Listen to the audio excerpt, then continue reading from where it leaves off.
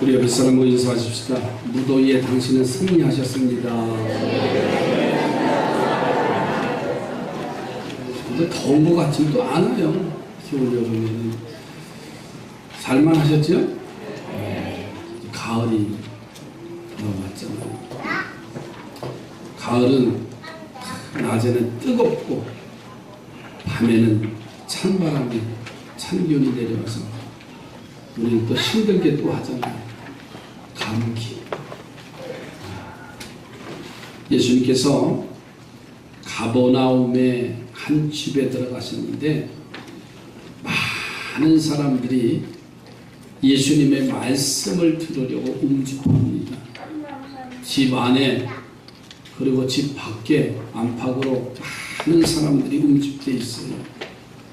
이때 네 친구가 중풍병 환자를 들곳에 싣고 와서 예수님 앞에 데리고 옵니다. 근데 예수님 앞에 들어갈 수가 없어요. 많은 사람들 앞에. 그래서 지붕을 뚫고서 예수님 앞에 내리죠. 예수님께서 그 광경을 보시면서 하신 말씀이 내 죄 사함을 받았다. 일어나 상을 들고 가라. 이렇게 명하십니다. 그 광경을 보니까 많은 사람들이 놀랬다는 거예요. 이 중풍병자에게 상은 생명줄과 같은 존재입니다. 왜냐하면 중풍병자는 몸을 움직일 수가 없어요. 그래서 어디 이동하려면 그 상에 있어야 됩니다. 다른 사람의 도움을 받을 수가 있고 잠을 잘 수도 있고 밥을 먹을 수도 있는 중요한 곳이 그가 앉아있는 이 상이에요. 그런 그가 중풍병에서 치유되니까 그 상을 자신의 손으로 드는 삶으로 바뀌었어요.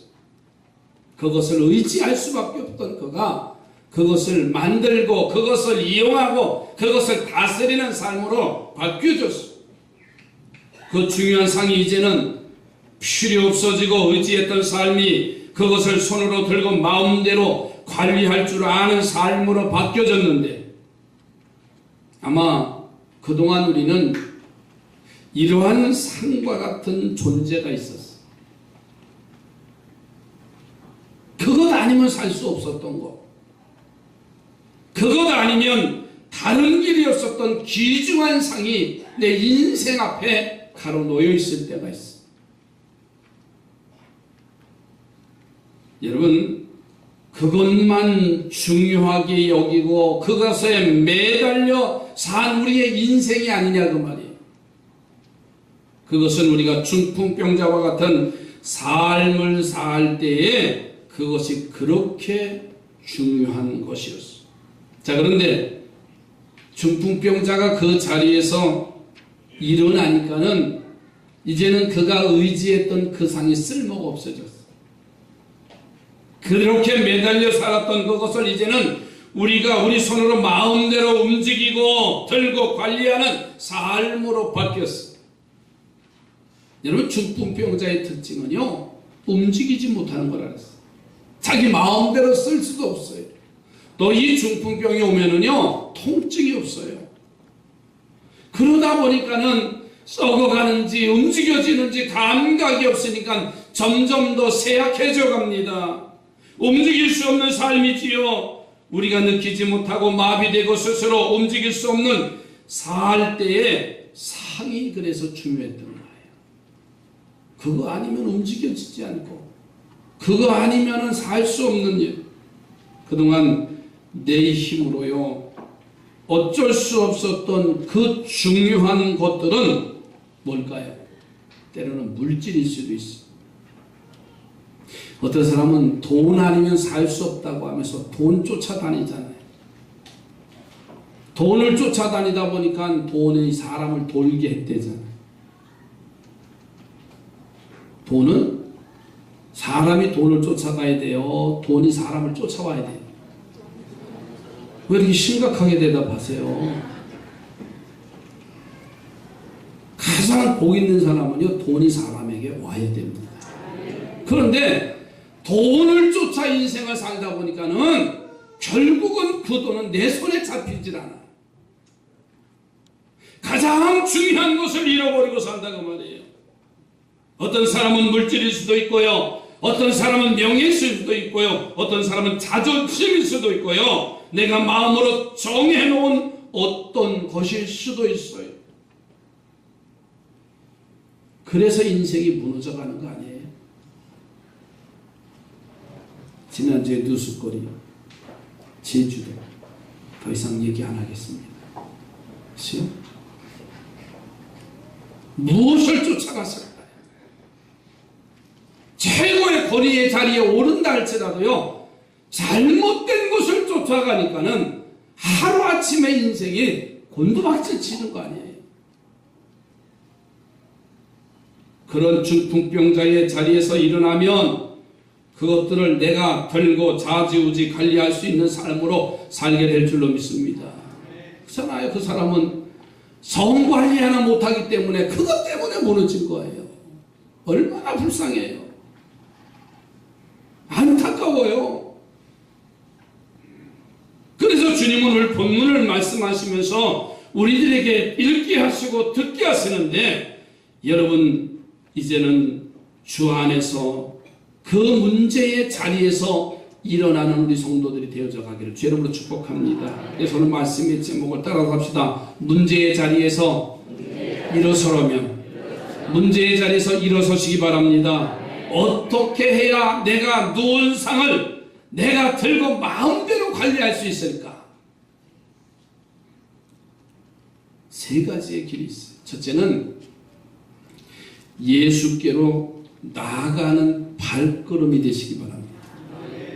예수님께 나아가는 발걸음은요, 그 문제가 해결될 수가 있어요. 자, 오늘 본문의 주인공 보세요. 이 중풍병자는 그 상에 누워있으면서 영원히 중풍병자가 될 수밖에 없었어요. 그런데 그가 친구들의 도움을 받아서 예수님 앞에 나아가지요. 그러자 바로 그가 누워있던 상을 들고 마음대로 움직일 수 있는 사람이 되어져서 할렐루야.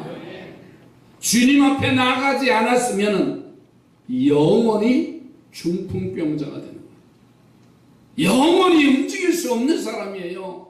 그 문제 속에서 해결되지 않아요. 사람은 늘 기대합니다. 오늘 안 되면 내일 되겠지. 막연히 기대해요. 그러나 그 기대는 해결 실마리가 되질 않습니다.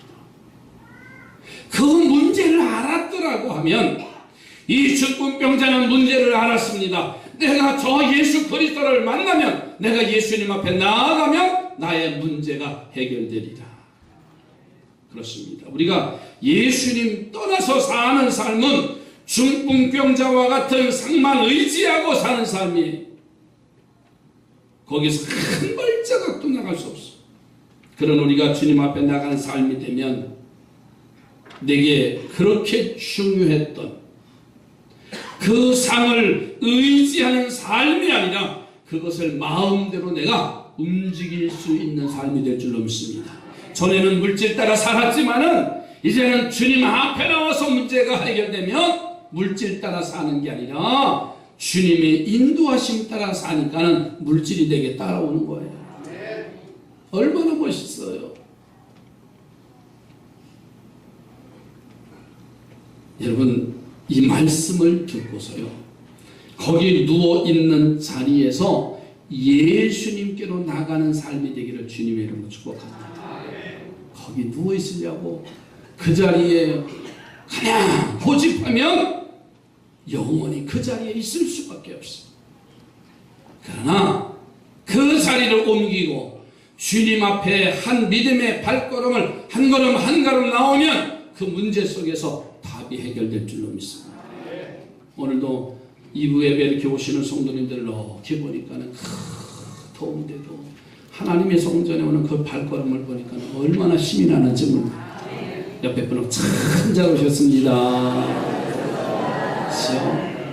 오늘 할 일도 많아요. 벌초도 가야 되고요. 놀러도 가고요. 포도도 먹으러 가야 되고요. 할 일이 얼마나 많은지 몰라요. 할 일 없는 사람 없어요. 그러나 우리의 발걸음을 주의 성전으로 오게 하셨으니 그 발걸음이 복된 발걸음인 줄로 믿습니다. 한소경이 예수님을 만납니다. 그 만남에 놀라운 역사가 시작되는데 예수님께 이 소경은 자신의 앞을 보지 못하는 것을 이제 호소하지요. 그때 예수님께서는 그 진흙을 이겨서 이 소경의 눈에 발라줍니다. 그리고서는 하시는 말씀이 야 이제 낫다 그러면 얼마나 좋을까요? 저 실로암 연못에 가서 그 물로다가 눈을 씻으라고 하는 거예요. 사실 이 실로암 연못은 지금도 가파른 비탈길의 그 아래에 있는 게 이 실로암 연못이에요. 건강한 사람도 내려가기에 불편할 정도의 그런 위치에 있는 이 실로암 연못인데 앞을 보지 못하는 시각장애인 이 소경이 그곳을 찾아가고 그곳을 내려가서 그곳에서 눈을 씻는다는 것은 쉬운 일이 아니에요. 누구의 도움을 받아야만이 좀 그래도 편안히 갈 수 있는 자리입니다. 그는 힘들게 예수님의 말씀에 순종을 해서 그곳에 내려가서 샘물로 자신의 눈을 씻었어요. 그러자 놀랍게도 그의 문제가 해결됩니다. 보이더라는 말이에요. 실로암 샘못은 히스기야 왕이 아수르의 전쟁을 앞두고 예루살렘 성 안에 있는 부족한 물을 대비하기 위해서 성 밖에 있는 물을 터널을 뚫어서 그 연못을 만드는 그 못이 바로 실로암 연못입니다. 그래서 이 실로암 연못의 뜻을 보내면 보내심을 받았다 그런 뜻이에요. 요한복음 9장 7절에 가서 보니까는 실로암 못에 가서 씻으라 하시니 실로암은 번역하면 보냄을 받았다 그런 뜻이었어요. 자 그러니까 이 소경은 예수님에게 보내심을 받아서 실로암 샘에 왔습니다. 자 그런데 그 샘의 뜻이 보내심을 받았다는 것이니까는 소경이 온 발걸음을 증명하는 의미가 되어져. 아울러 그곳에서 눈을 씻고 보지 못하는 것이 해결되니까 그곳에서 다시 예수님께 가라고 하는 의미도 있습니다. 여러분 예수께 나오는 것이 축복의 시작이었다면 실로암에서 기적을 지어먹어 다시 예수께 보내심을 받은 사람이라는 의미가 되는 겁니다. 그렇게 예수님께 나오고 또 예수님께 돌아가는 삶이 되어지기를 주님의 이름으로 축복합니다. 그 믿음의 사람이 오늘 여기 오게 한 것도요 주님의 보내심이에요. 내가 의지해서 왔지만 내 마음을 움직이게 하신 것은 성령님이 하셨어요. 성령님이 나를 가라고 해서 이 성전에 와서 오늘 이 시간 예배자로 세워진 줄로 믿습니다. 그동안 우리에게 소경의 지팡이 같은 중풍병자의 상과 같은 것이 우리에게 중요했습니다. 그건 아니면 살 길이 없으니 그게 중요하고 거기 매여 살고 거기 끌려다니는 삶이 됐어. 그리고 사는 말이 우리 뭐라 해요? 어쩔 수 없이 했습니다. 그것에 끌려가요. 어떤 사람은 물질에 끌려갑니다. 어떤 사람은 도박에 끌려가요. 어쩔 수 없어서 했다는데 어떻게 해요? 자 그런데 우리가 예수께로 나아가서 중풍병자의 삶을 고침받고 나면 이제부터는 끌려다니는 삶이 아니라 할렐루야 그것을 마음대로 다스리는 삶이 되시기를 주님의 이름으로 축복합니다. 예? 전에 돈에 매여 살았잖아요. 이제는 돈을 다스리는 삶으로 살았으면 좋겠어. 아멘이 시원찮은 것 같아요. 아유 난 그래도 수백억 있으면 좋겠다. 그 수백억이 그냥 오나요? 여러분 사업이 잘 되는 사람 보면요 돈을 따라가지 않고요 돈이 따라오더라 그랬잖아요. 그러니까 돈을 뭐예요? 다스릴 줄, 잘 활용할 줄, 사용할 줄 아는 사람이 되라는 거예요.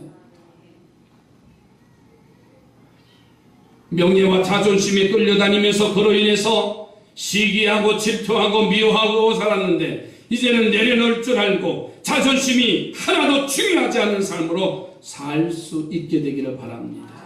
참 신앙에도요, 이 자존심 때문에 다 내려놓으면 되잖아요.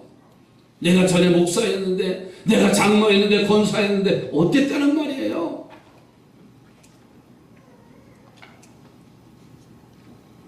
예수님께로 나아가시기 바랍니다. 그것은 그냥 교회 나오는 삶이 아니라 예수 그리스도를 내 마음에 품고 예수님의 삶을 사는 거예요. 그분이 간 십자가의 길을 따라가는 삶이에요. 두 번째로는 난관을 뛰어넘는 걸음이 있어야 믿음의 자리에서 일어날 수가 있어요. 참 저를 보세요. 잠깐만 아래 보면은 졸려요. 어떤 사람 뒤에 부딪힐 것 같아서 지금 조마조마 해가지고 여기 간이 콩닥콩닥 뒤로 하다가 뒤로 부딪히면 어떡해. 자, 난간을 뛰어넘는 걸음을 걸어야 돼요. 중풍병자가 보세요. 예수님 앞에 나오니까는 이미 그 자리는 많은 사람들이 움집해 있어요. 나만 기다리는 게 아니었어요. 저들도 주님을 만나려고 그 집안에 빽빽하게 서 있어요. 자, 그런데 그 안에 있는 사람들은 두 종류의 사람들입니다. 이들은 그 안에 있는 예수님을 만나러 온 사람들은 예수님에게 호의적인 사람들이 있어요. 중풍병자와 같은 처지의 사람들이라는 말씀이에요. 우리 교회로 이야기하면 교회 나오는 성도들이라고 말할 수가 있어요. 이들이 난관이 된다는 것입니다. 원수마귀만 우리의 난관이 아니라 때로는 같이 신앙생활하는 성도가 나의 삶의 신앙의 걸림돌이 될 수도 있어요. 아멘이지요. 다 온전한 거 아니에요. 때로는 목사가 난관이 될 수가 있고요. 때로는 나와 함께 예배했던 그가 나의 걸림돌 장벽이 될 수도 있어요. 왜? 그들도 다 주님 앞에 나온 사람이잖아요. 얼마 전에 말씀드렸잖아요. 영화감독 탈북한 그 김삼성 뭐죠? 정시죠.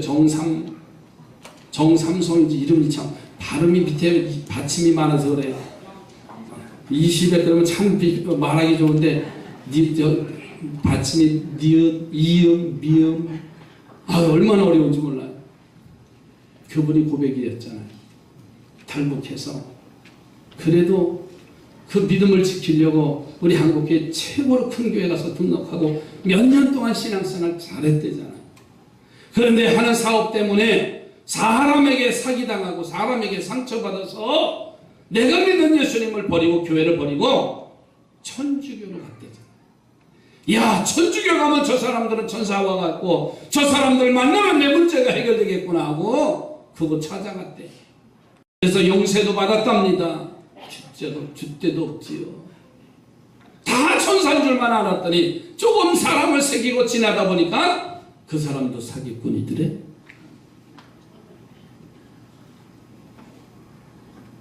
여러분, 사람이 장벽이 될 수가 있고요. 내가 믿는 내 형제가 난관이 될 수도 있어. 여러분, 이때 우리가 그것에 대해서 주저앉으면 안 돼요. 그것을 뛰어넘는 자가 되시기 바랍니다. 두 번째로는 서기관들이 있어요. 이들은 예수님에게 우호적이진 않습니다. 그래서 예수님의 제사함을 선포하니까 의심과 불평의 마음을 가진 사람들이 있어요. 오늘 마가복음 2장 6절 7절에 보니까는 어떤 서기관들이 거기에 앉아서 마음에 생각하기를 이 사람이 어찌 이렇게 말하는가 신성모독이로다. 오직 하나님 한 분 외에는 누가 등이 죄를 사겠느냐 이렇게 말합니다. 교회 안에 순종하고 헌신하는 사람들도 있지만 불평하고 부정적인 사람들도 있을 수 있어요. 아니 있을 수가 있는 게 아니라 있어요. 그들을 보면서 교회 안에서 어찌 저런 사람들이 있을까 하고 마음에 상처를 입거나 그들의 불평에 동조한다면 그것을 뛰어넘는 삶을 살 수는 없습니다. 그것을 뛰어넘고 주님 앞에 나아가야 그 문제가 해결될 수가 있습니다. 여러분, 이런 많은 사람들 때문에 예수께 나갈 수 없자 그들은 어떻게 했어요? 지붕으로 올라가요. 뛰어넘는 거예요. 누가 제안을 했는지는 알 수 없습니다만은 그 제안을 하니까 지붕으로 올라가서 그 지붕을 뚫고서는 이 중풍병자 환자를 네 사람이 내리고 있는 거예요. 예수님께서 그 천장을 바라보시면서 하신 말씀이 네 죄사함을 받았느니라. 야, 그 환자를 그곳에 들고 지붕으로 올라가는 것도 쉬운 일이 아닐 뿐만 아니라 이 환자를 들 곳에 상에다가 네 등에 줄을 매서 내리는 것도 그렇게 쉬운 일은 아닙니다. 한 사람이 실수해서 줄을 놓치면요, 이 환자는 몸을 움직일 수 없는 사람이에요. 아마 떨어져서 골병 들 거예요. 중상을 입었을 거예요. 여러분, 이렇게 같은 편인 사람들과 비협조적인 사람들을 뛰어넘어서 환자를 지붕으로 들어 올리고 지붕을 뚫고 환자를 내려놓는 난관을 통과해야 예수님 앞에 갈 수가 있습니다. 여러분, 신앙생활 처음 하신 성도들이요, 신앙에 내가 믿음 생활 하려고 하니까 사람에게 상처받고 여러 가지 이제 문제가 오는데도 그것을 뛰어넘고 주님 앞에 나오는 자가 되시기를 주의 이름으로 축복합니다. 그래야 신앙생활에 이길 수가 있어. 모처럼 마음 먹고 교회 나왔더니 목사가 돈 얘기만 하더라. 돈 얘기 안 합니다. 헌금 얘기는 하지. 근데 그게 다 돈으로 드리는 거예요. 시간이 없는데 새벽 기도 나와라. 아니에요. 기도하라고 하는 말입니다. 나가서 전도하라. 내가 왔으면 되지. 뭘 맨마다 다 듣는 말이 그러냐. 아니에요. 전도해야 내 믿음이 자라는 거예요. 근데 그 난관을 뛰어넘지 못하면 내 신앙은 문제가 해결될 수가 없어요. 어느 유대인 부부가요, 결혼을 했는데 무려 11명의 아이를 낳고 잘 살다가 어느 날 다투기 시작하다가 최종적으로 이혼을 해야 할 위기가 왔대요. 그래서 마을 랍비를 찾아가서 올바른 판결해 주기를 요청을 했어요. 이 두 네의 부부가 자기 의견을 다 랍비에게 이야기합니다. 다 이 사람도 옳고, 다 이 사람 남편도 옳고, 아내도 옳고. 그래서 랍비가 한참 다 듣더니 판결을 했대요. 정 살기 싫으면 이 아이들을 어떻게 하냐, 반반씩 나눠 가져라. 그리고 이혼을 하랬대요. 11명, 위에 5명, 아래 5명 하고 중간에 있는 6번째 놈을 자를까? 그래야 반대잖아. 아니야. 첫째는 이리 가고, 둘째는 이리 가고, 셋째는 이리 가고, 넷째는 가서 막내 11번째 이놈을 반을 나눌까? 해결 방법이 없더래요. 그래서 랍비에게 물었습니다. 어떻게 아이를 반으로 나눌 수 있습니까? 그래, 랍비가 탁 치면서, 그래? 그러면 반으로 나눠야 되니까 가서 아이를 하나 더 낳으라고 했다. 12이 되는데 반반씩 딱. 그래야 공평하잖아요. 그래서 이게 방법이겠구나 하고서는 이제 생활하면서 아이를 하나 더 낳기로 하고서 임신을 해서 아이를 낳으니까는요, 그만 쌍둥이를 낳대. 13명이 된 거예요. 또 문제가 되는 거예요. 그래서 할 수 없이 살았대요. 여러분, 난관이라 어려움이라는 건요, 참고 견디면 뛰어넘는 길이 열릴 줄 믿습니다. 그래서 성경에 감당하지 못할 시험은 없다 그랬어요. 만일 감당하지 못하면 피할 길도 주신다 그랬어요. 여러분, 난관을 뛰어넘으시기를 바랍니다. 거기서 주저앉으면 안 돼요. 옆에 분하고 어려움을 뛰어넘으시기 바랍니다. 때로는 같은 성도가 난관이 될 수도 있고요. 서기관과 같은 사람이 난관이 되기도 하고요. 때로는 그 지붕에 올라가는 게 문제가 되기도 하고요. 될 것을 아래로 내리는 것도 문제가 될 때도 있어요. 우리는요, 이 땅에 응애하면서 엄마의 탯줄하고 분리되는 그 순간부터 문제 속에 사는 거예요. 아니라고 말할 수 없습니다. 문제를 문제로 생각하지 않으니까 문제가 되지 않는 건데, 어렸을 때부터요, 태어나면서부터요, 예방주사 다 맞잖아요. 응애하면서요, 뭘 맞고 예전보다 지금은 아마 가지수가 더 많아졌을 거예요. 나도 요즘 애를 낳으면 알 수 있을 텐데. 그렇잖아요. 그냥 이 예방주사, 그게 뭐예요? 그 어려움을 다 이겨나라고 예방하는 거예요. 만약에 그 어려움을 이기지 못하면 그 질병에서 헤어나올 방법이 없잖아요. 여러분, 뛰어넘는 거는요, 믿음과 마음만 있으면 하나님이 넘게 해주십니다. 내가 믿음 있고 마음만 먹어도요, 주님이 그 일을 해결해 주세요. 그래서 예수님께 나아가셔서 중풍병을 고침받고 생명같이 소중했던 상이 내 손에 들려지고 그것을 마음대로 움직일 수 있는, 사용할 수 있는 하나님의 사람이 되어지길 주의 이름으로 축복합니다. 마음대로 좀 내가 부렸으면 좋겠어. 이 몸뚱어리도, 이 물질도, 명예도, 권세도, 내 삶조차도요, 내가 좀 단순히로 정복했으면 얼마나 행복하겠어. 어제 윤부기 권사님 병문안을 갔다 왔습니다. 누워 계셔서 눈을 감고 계세요. 가니까는 눈을 뜨시면서 이야기를 하세요. 근데 그 중에 그 며느리 되는 전민아 권사님이 목사님 왜 했더니 우리 어머니는요, 두 가지가 이렇게 좋대요. 첫째는 나는 행복한 사람이라다. 그렇게 말씀하신대. 병중에 누워 계신데 나는 행복한 사람이다. 나는 복받은 사람이다. 그렇게 고백하시더라는 거예요. 그러면서 믿지 않는 동생들이나 친정에 오면은 정말 그 안에 예수 그리스도의 사랑을 전해주고요, 그 권사님을 보는 사람마다 나도 예수 믿어야 되겠다고 하면서 그 자리에서 같이 찬송하고 기도하더라는 거예요. 그 난관, 누구나 다 죽음이 내 앞에 옵니다. 그러나 그것을 믿음으로 받아들이고 정말 내 입술에서 나오는 그 말이 뭔가, 이 고백을 할 수 있으면 그 사람은 행복한 사람이에요. 그때 어떤 사람은 나는 왜 이렇게 사는가, 나는 왜 이렇게 문제만 터지는가? 아니에요. 그 난관을 뛰어넘는 사람만이 이기는 자입니다. 옆에 보고 당신은 이길 수가 있습니다. 그 이김은 주님 앞에 나오는 길이고요, 그 문제를 알면 그 문제를 뛰어넘으면 되는 거예요. 피할 길도 주시고, 세 번째로는 믿음을 보여드리는 삶이 있어야 돼요.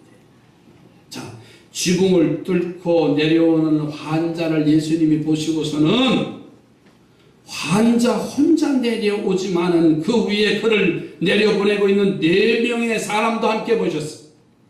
뭐 지금같이 뭐 엘리베이터나 뭐 그런 기계가 있는 것도 아니잖아요.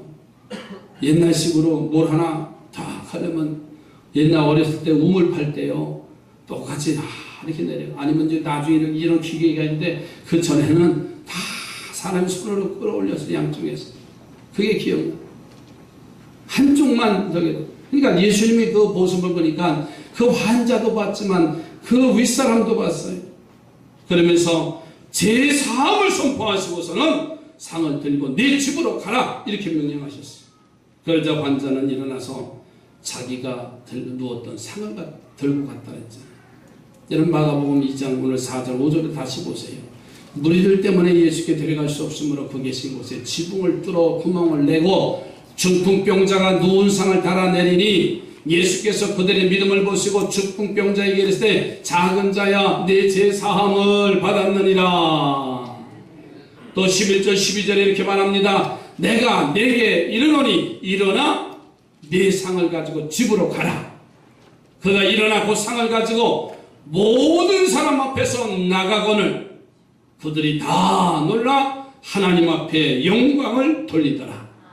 이 놀라운 일의 시작은 바로 믿음이었습니다. 내가 주님 앞에 나가기만 하면 내 문제가 해결될 수 있는데, 그래서 예수님이 그들의 믿음을 보셨다고 마가복음은 마가 기자가 소개하고 있는 거예요. 여러분, 환자만의 믿음이 아니었어요. 지붕 위로 올라가서 지붕을 뚫고 그 환자를 내려보내는 네 사람의 믿음도 함께 보셨기 때문에 본문에 뭐라면 그들의 믿음이라고 하셨어요. 그렇습니다. 믿음이 중요합니다. 믿음이요 치유의 능력을 만드는 거예요. 그래서 믿음이 최우선입니다. 그런데 우리는 신앙생활하면서 믿음이 최우선이지만 그럴 때가 아닐 때가 종종 더 많아요. 믿음보다는 자존심이 더 우선이고, 믿음보다는 물질이 더 우선이고, 믿음보다는 내 생각, 내 뜻이 우선일 때가 많아요. 그러니 밤낮 거기 끌려다니고 거기 의지하며 사는 거예요. 아무리 교회 종직 오랜 신앙생활 했다는데요, 믿음이 우선되지 아니하고 물질과 명예와 권세와 자존심과 내 생각이 우선되면 우리는 거기에 질질 끌려다니는 거예요. 그러니 언제나 상에 누워있는 환자의 모습으로 살 수밖에 없잖아요. 명예, 자존심, 물질, 내 고집, 그것에 끌려다니는 사람 많습니다. 이제 말씀을 들으시고 최우선이 무엇인지를 아는 성도가 되시기 바랍니다. 최우선이 뭐라고요? 믿음이에요. 믿음. 삶의 우선순위를 분명히 알면 우리는 혼동되지 않아요.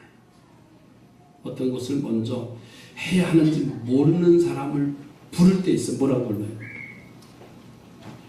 바보. 그렇잖아요. 뭘 우선으로 해야 할지 모를 때, 나 왜 이렇게 바보 같지? 자기 스스로 그러지 않아요? 안 하는 척 하는데 다 그래요. 우리가 책장을 넘길 때 잘 넘어가지 않잖아요. 그럼 어떻게 해요? 침을 발라요. 근데 바보는 어떤 사람이냐면 오른손에다가 침을 발라서 왼손으로 넘기는 사람이에요. 그렇잖아요. 왜 여기다 발라? 그리고 이걸 넘겨요. 아니, 예배당에 오기는 왔는데 주님 앞에 전심전력으로 예배하지 않냐고 딴 생각을 가지고 있어요. 얼마나 어리석어요. 따라합시다. 바보. 괜찮아요. 삶의 우선순위를 모를 때 목사도 바보입니다. 내 생각, 내 위치, 내 감정, 얼마나 어리석을 때가 많아요. 그거 참으면 됐는데 우선순위를 잃어버렸어. 또 어떤 사람이 바보냐면 우리가 구두끈을 멜 때 좀 불편하니까 그 묶으려고 하는 오른쪽 발을 위에 계단에 올려놓잖아요. 그리고 이제 묶으려고 하잖아요. 근데 이 바보는요, 오른발을 있는 구두끈을 묶으려고 하는 게 아니라 발을 올려놓고 왼발 바닥에 있는 거 그걸 묶는 사람이 바보래잖아요.